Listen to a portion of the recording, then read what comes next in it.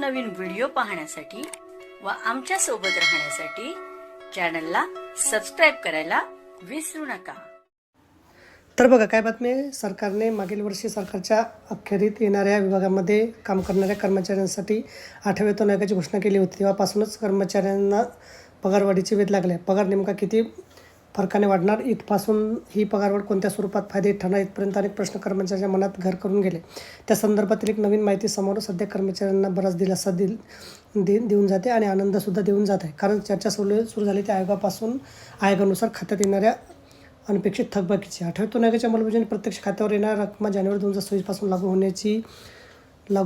होण्याची अपेक्षा आहे। आयोगाच्या शिफारशीनंतर तो प्रत्यक्ष लागू होईपर्यंत काही महिन्याचा कालावधी लागणार हे अपेक्षितच आहे। त्यामुळे जानेवारीपासून आयोगाची अंमलबजावणी सुरू झाल्यास कर्मचाऱ्यांना 1 नोव्हेंबर 2026 पासून पगारातील फरकाची भरपाई अर्थात एरियस मिळतील। ही थकबाकी 3.6 लाख ते 1.5 लाखापर्यंत असू शकते असं तज्ज्ञांचं मत आहे।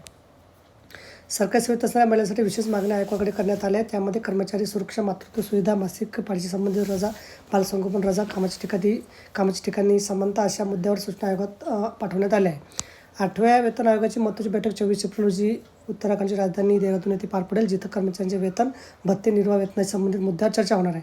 आतापर्यंतच्या वेतन आयोगाच्या शिफारशीवर नजर टाकली असता 8व्या वेतन आयोगातील तरतुदीमुळे कर्मचाऱ्यांना 30 ते 34% पगारवाढ मिळण्याची शक्यता आहे। तर तब्बल 1.2 कोटी सरकारी कर्मचारी पेन्शनधारकांना या आयोगामुळे फायदा मिळणार आहे।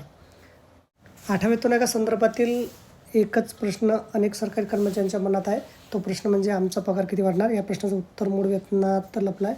कारण मूळ वेतन वाढ होईल, त्यावर HRA वाढेल, TA वाढला जाईल आणि भविष्यात त्याच मूळ वेतनावर मागे भत्तासुद्धा लागू होईल। थोडक्यात पगाराचे सर्व आकडेमोड बदलेल। तर बघा, अशा प्रकारे अत्यंत महत्त्वाची माहिती आपल्याला समजली असेल। व्हिडिओसुद्धा आवडल्यास लाईक करा, शेअर करायला विसरू नका। धन्यवाद।